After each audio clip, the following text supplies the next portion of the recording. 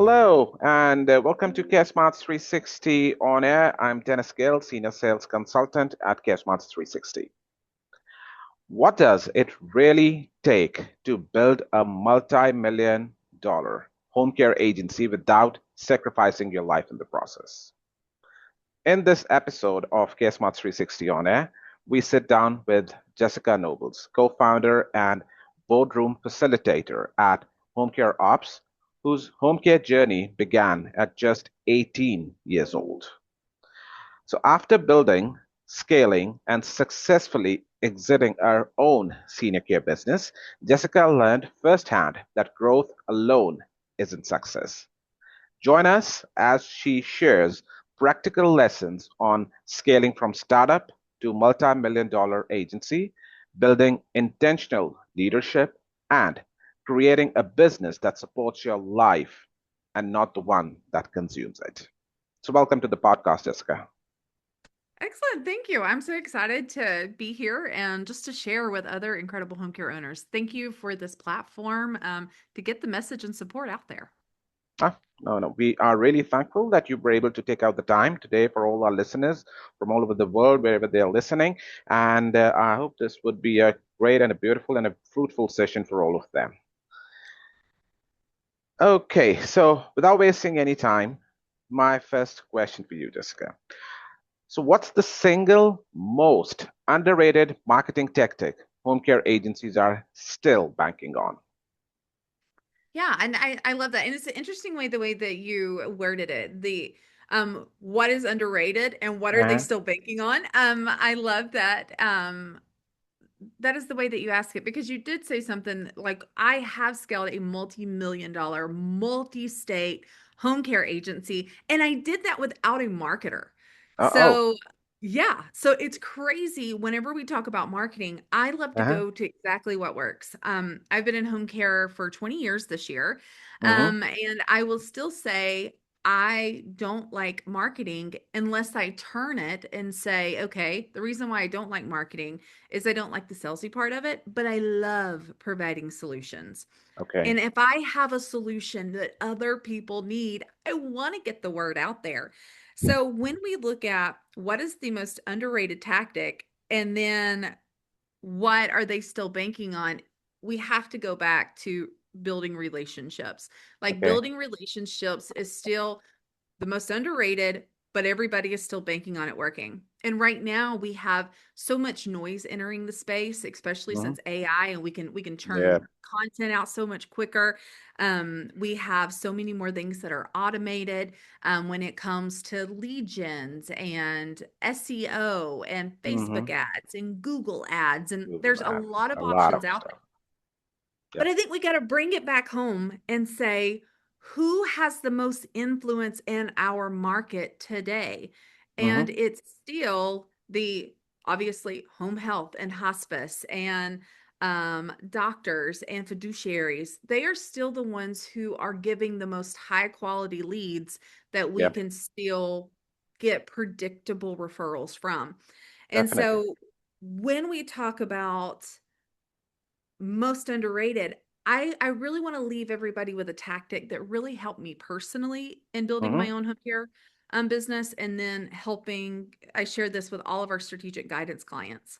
Okay. And that is know your circle of influence when it comes to your clients and potential new clients.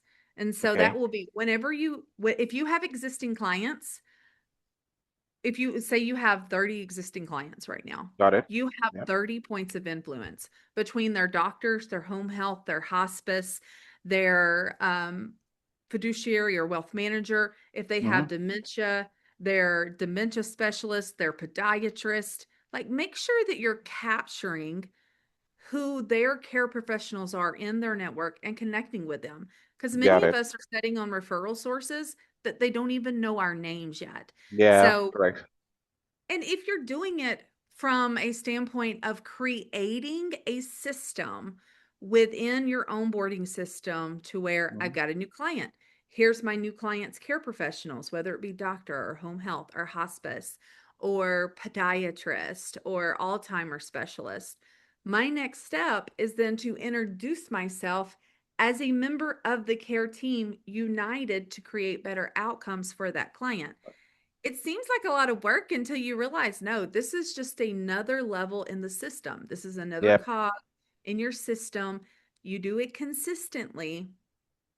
And then obviously, when it comes to an existing client, I did one thing that helped me to go from zero to $1 million in revenue in less than 9 months.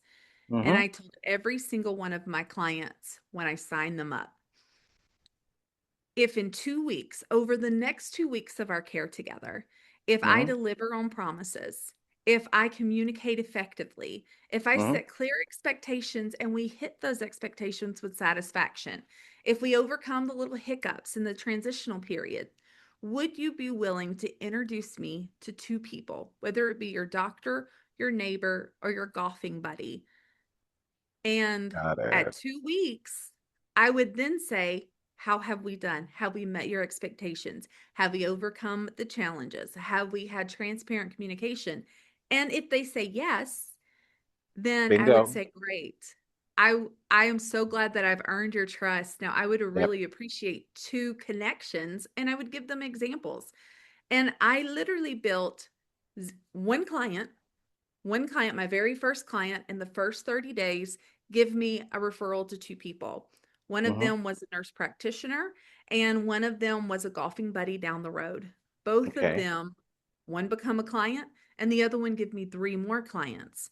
So we're Oh, talking about I went from 0 hours to 300 hours $1 billion. a week in less than 60 days in the business Oh, because great. I leveraged my area of influence. So when Got you're it. thinking about marketing and relationships, it's not always about how many stop-ins can you see or how many donuts can you deliver or how Yep. many talk like a pirate days can you show up at an assisted living with a little swag box, but it's Mm-hmm. about know your circle of influence and make sure you're tapping into all of those in a really consistent way.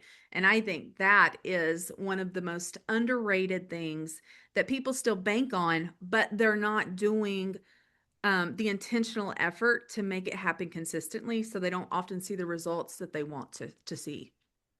Well, great to know that. I hope everybody makes a note of that. And they also change the business to multi-million dollar. Yeah. Okay.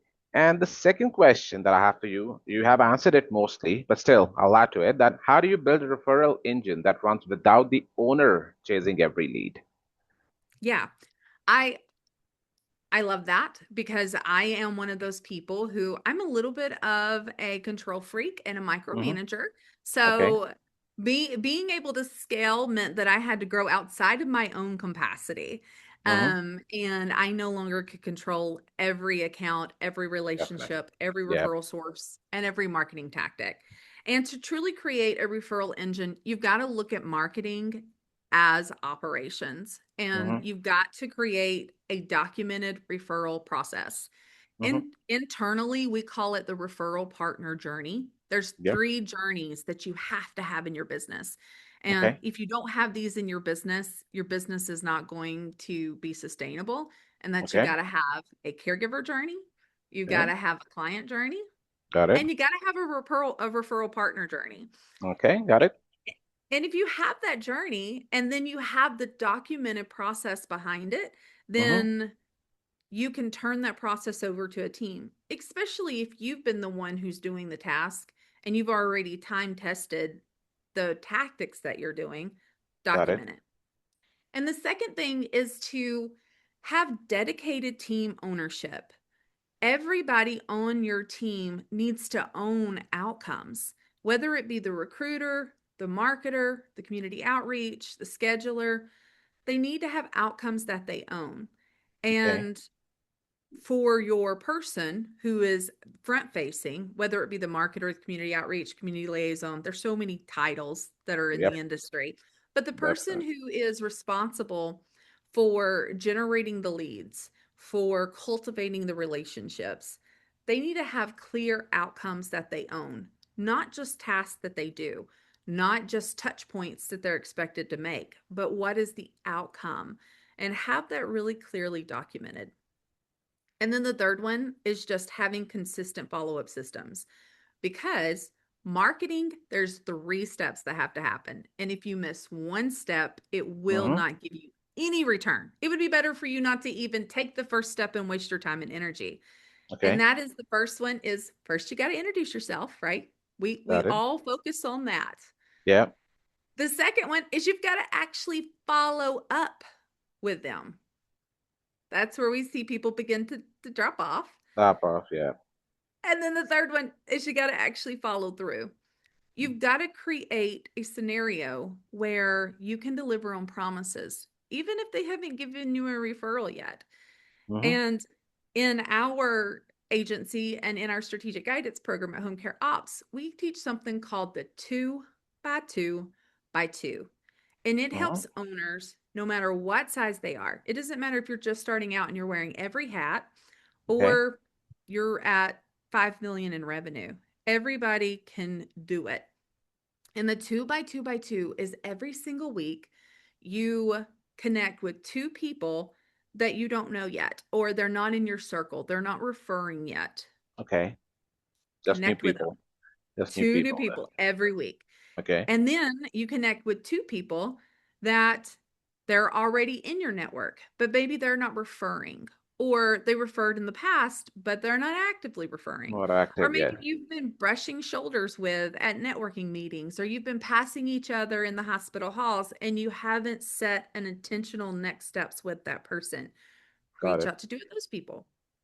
But you can't leave it there because that's where a lot of marketers tend to they say I'm not getting anything. I'm Need not it. getting anything Yeah. because you got to follow it up and you got Mm-hmm. to follow it through with delivering on a promise.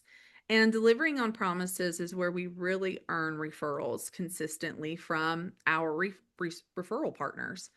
And that is by saying, I could be talking with you and I could say, Dennis, Mm-hmm. as soon as we leave this meeting, I'm going to shoot you over an email with uh, a document that literally just outlines everything that we talked about in a really concise way. Uh-huh. Be sure to respond back to me. Well, whenever I leave that meeting, I'm going to send you that email just like I promised, and I'm going to start it with two words Mm-hmm. as promised. As As promised. Yeah. promised, here's that thing I said I was going to send you. And I've created an opportunity where I can deliver on a promise early in our relationship that you'll begin to trust. Oh, Jessica delivers on her promises. I want to get to know her more. I want to send my referrals to her. Definitely. And if every single week, that means now, Dennis, I've delivered on my promise. I sent you this thing. So next week you're going to be on my follow-up. I'm going to follow up with you on that thing I followed through with the week before. And then I create Got it. consistency. So 6 intentional touch points a week, two Uh-huh. by two by two, creates a system of effective marketing and follow-up. Because just the marketing itself, just creating the initial introduction won't Mm-hmm. get me leads and referrals unless I follow it up and I follow it through. And that's how we created a referral engine is by creating a referral system that we consistently do. There's no ebb and flows. If we have our schedulers are saying, hey, we don't have enough caregivers to even staff what we have. Staff. Yeah. We still do 2 by 2 by 2. Otherwise, we get caught in this seesaw effect of we don't have enough caregivers, we don't have enough clients. Oh no, now Mm-hmm. it's the other way around. So creating consistent systems that are easy and attainable to do consistently every single week is how you create that referral engine in your business. Got it. I would really love to have my lead generation team have a session with you. My marketing team would love that. Yeah. I love that when it comes to marketing, consistency and Mm-hmm. connections really are two core fundamentals. And the more that we can just create a system of consistency and we can wrap more of our marketing tactics into Mm-hmm. our ongoing operational processes, that's when true, predictable, scalable growth happens in our business. Yeah. Got the point. Okay, moving on to the next thing. Jessica, when should a growing agency stop DIYing their marketing and treat it like a real business function? You did discuss many questions regarding that already, but just to elaborate a little bit more on that, when they Yeah. should treat it like a real business function. Yeah. Yeah. The moment growth is a priority and not a hope. So, whenever you as a business owner have got it in your mind, you are running a business, you're not Hmm. just creating a job that you can't leave. Because most of the time, when I see owners who are DIYing their marketing and they don't really have a strategic plan for their marketing, they're Yep. also the same people who look at their business as a job that is a responsibility. Meaning, I've created a job I can't leave. I'm not even getting paid as much in this job as I would Yeah. working for someone else. And then they get stuck in that mindset. But Okay. when you look at your business like a business and you set clear targets, you put clear processes, you have a clear system, and you have a supportive accountability system, even if that's just yourself right now, like that is when you will truly be able to grow. So you stop DIY marketing as soon as growth is a priority and it's not a hope. Hmm. And if you do that, your entire business outlook will change because most agencies wait too long. They spend Yep. years relying on referrals that weren't generated through consistency. They were just generated by, I'm so glad that happened. I didn't expect that, or that was nice, Yeah. rather than it being an expectation of the numbers Uh-huh. of, oh yeah, we've been working toward that. Or they rely on word of mouth and they rely on really the mercy of someone thinking about them that day, rather Got having it. a strategic plan. Or they rely on random marketing efforts, such as, oh, we're doing this pop up lunch and learn, or it's Nurses Appreciation Day, so we're taking some little marketing swag over to the Hmm. assisted living. But there's no such things as random acts of marketing. If you're doing Okay. random acts of marketing, then you are going to be at the mercy of hope and goodwill rather than truly having a growth plan. You need a growth plan as soon as you're serious about growing. So I hope for everybody listening to that right now, I hope that you're serious about no more DIYing your marketing. Get strategic with all that effort, because the home care industry as a whole, we need serious business owners making serious business decisions and putting some really solid growth plans in place so that you can grow in a way that is dependable, that's consistent, and that you deliver on the promises that you're selling. It makes all of us look good when you do that. I hope everybody takes a point of that. Okay, so how much of building a 3,000 plus owner community was strategy versus organic momentum? Yeah, I love that you asked that. In the home care owners community, that is a community on Facebook. It's a free community to join. Yep. There's over 11,000 home care owners in there now. Hmm. Um, and I would love to say that I was strategic from the beginning, but that is just not the truth. Um, Okay.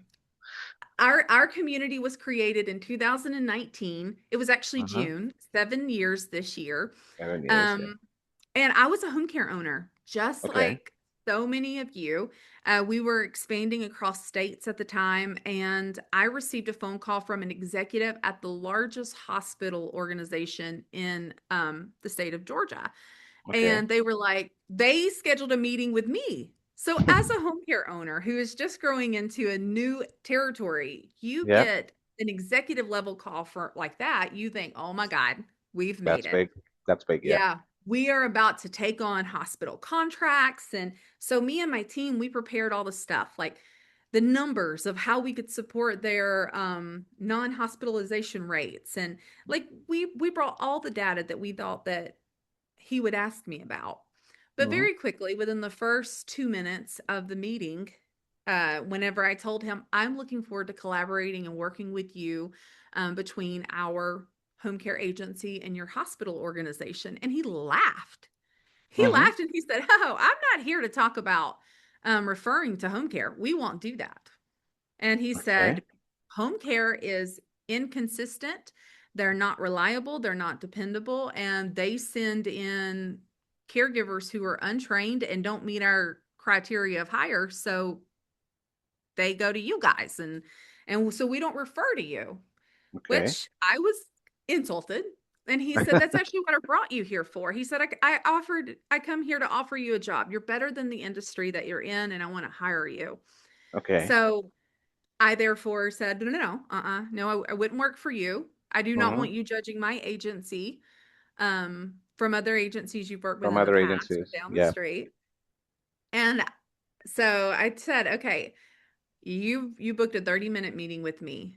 We still have 26 minutes. I want to take this 26 minutes for me and you to talk about how I can change the perception and the value that the hospital network sees in non-medical home care agencies. Hmm. And he said, let's get real. He said, there's no way that you and your agency could support the amount of discharges that we do on a daily basis. Okay. And he said, it's an industry thing. He said, you would have to have at a minimum 25 different home care agencies with a staff of over 300 to 500 caregivers to even begin to meet the needs of this hospital.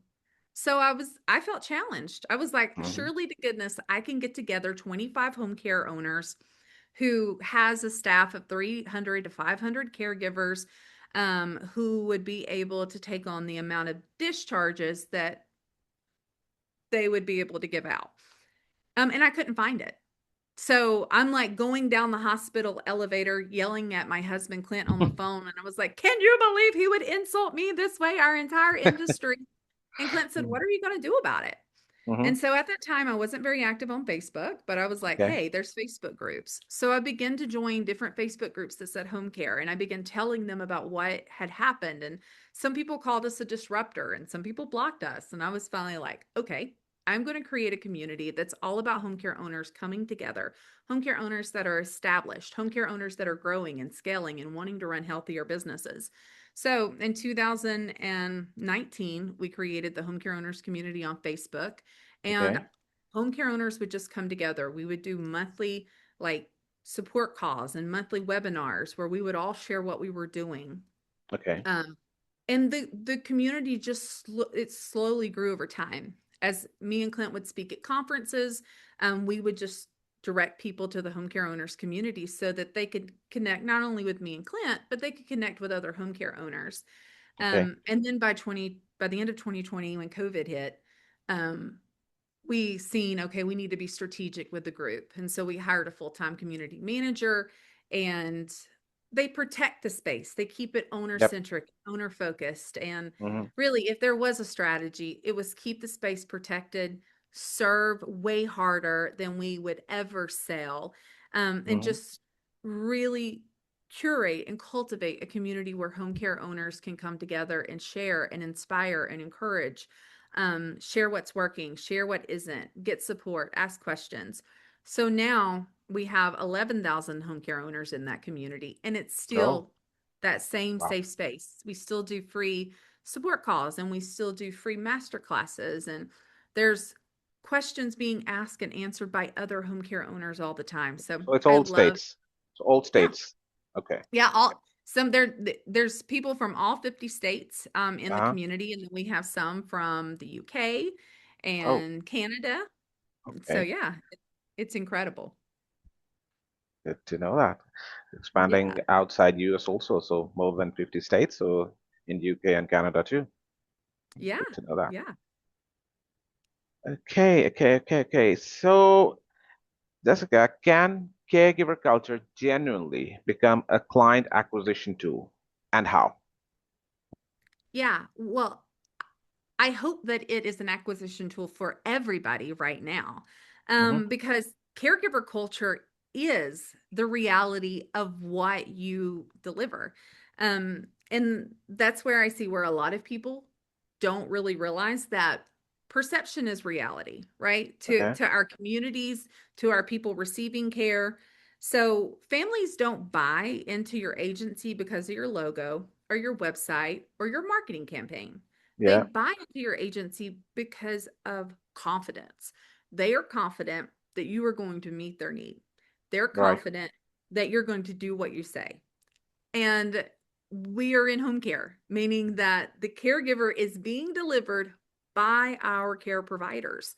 And Yeah. if your caregivers, if they're not trained or they don't know how to communicate or they're not consistent or they're not dependable, they are the true representation of your company. It's not your Yeah. logos or They're your the face. marketing. They're the face of the company. Yeah. They are the reality. Yeah. And so, yes, caregiver culture is one of the things that you should prioritize because not only are caregivers, they can be a good source of generating referral partners. We've had Hmm. more caregivers introduce us to a really good referral partner than anybody Okay. else because our Okay. caregivers are the ones in the homes when the home health nurse comes out. Our Okay. caregivers are the ones who are taking our clients into their doctor's appointments. Okay. Our caregivers are the ones who a lot of times are the the communication mouthpiece from Definitely. medical care plans to the families and back to our office. So we have to train our caregivers. One of the things that we train on our caregivers outside of their normal like caregiving training platform is how to communicate professionally with Okay. potential referral partners and care professionals. How to identify someone in need of home care or someone who would be a good candidate for a caregiving position. We teach Got it. them how to actually recruit and how to identify potential clients. That's something that we teach them how to do. Okay. Um, we teach them how to walk into a home. We call it a post ops and a pre ops, meaning that when they walk into a shift, they do the exact same thing when they walk in, and it's like a checkbox that they Check tick back. off Yeah. Check off all the how things. they greet the client, what they look for, what they do.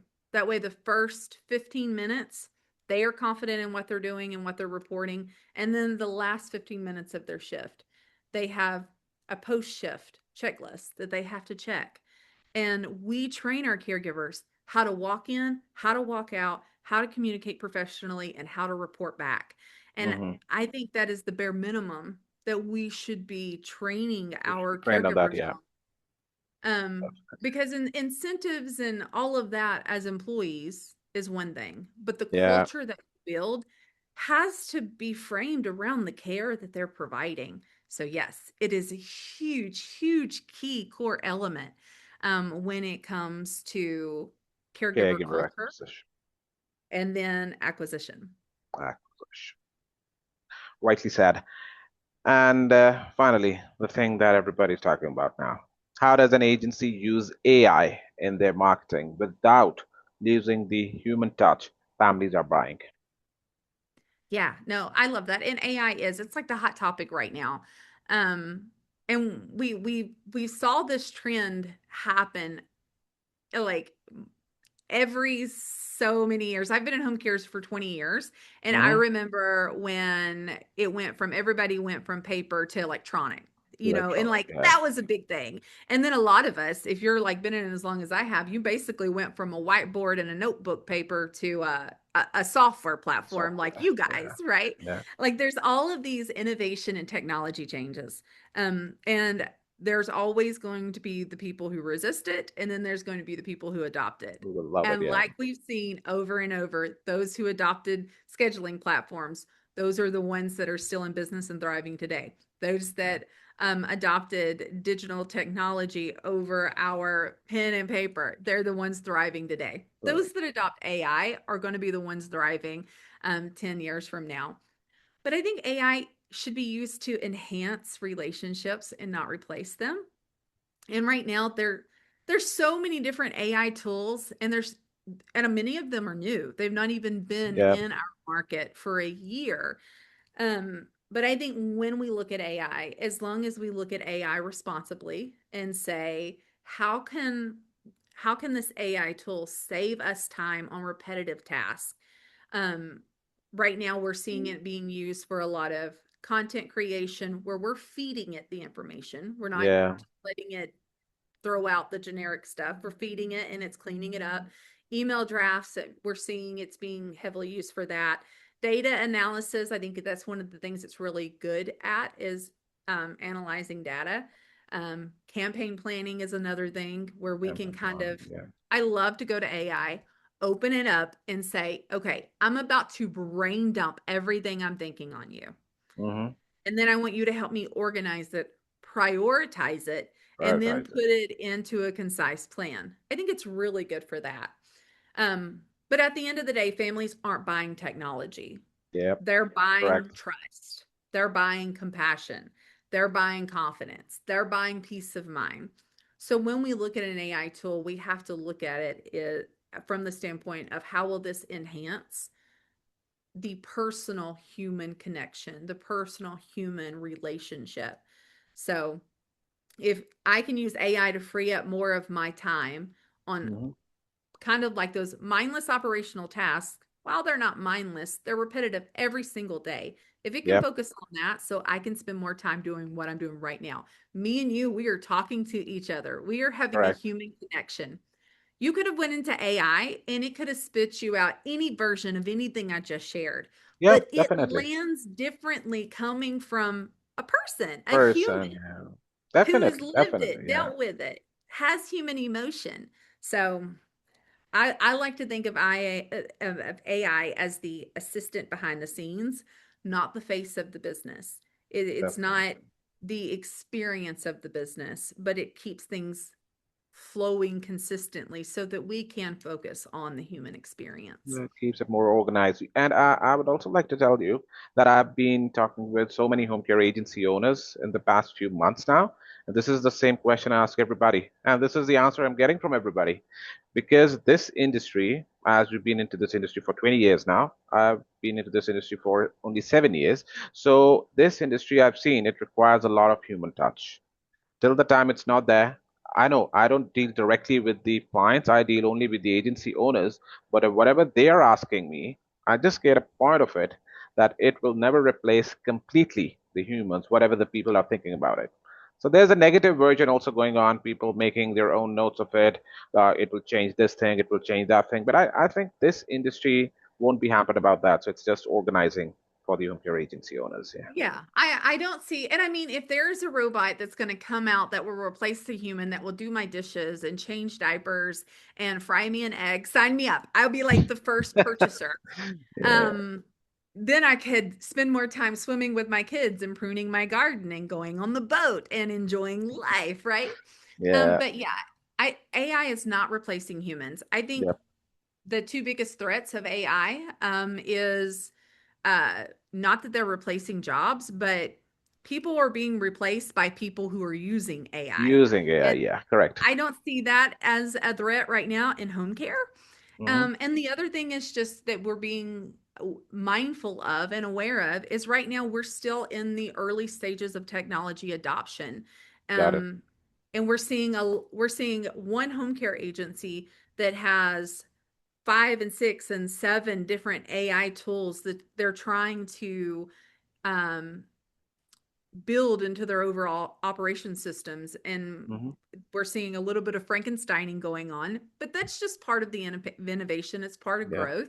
As AI adapts to our operations and we adapt to all the AI technology, I really do think it's going to be an incredible tool, just like electronic clocking in and out was, and just like digital software tools, yeah. A like you virtual guys digital. offer.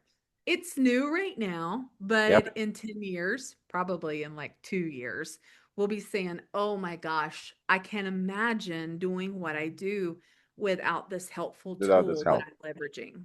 Correct. Correct. I get that. In time, it does change. It does change. Okay. All right. So it was a wonderful session with you, Jessica. Really, really loved it. It was a very detailed version, and I know our listeners would be really happy to listen all your comments, all your inputs, and all your experience that you put in to all the questions that I asked. Thank you for that. Thank you. And I hope Absolutely. you Thank also you. had a good time. And we would love to have future collaborations with you in more detail and some more topics out there. Absolutely. Thank you so much for the opportunity. And I look forward to connecting to everybody here in the home care owners community on Facebook, or you can go to homecareops.com and it'll direct you right over to the community. Perfect. Perfect. All right. So, all right. Thank you, everyone. Thank you to all my listeners. So, this is Dennis Gill signing off today. I'll be back with you shortly. Bye bye.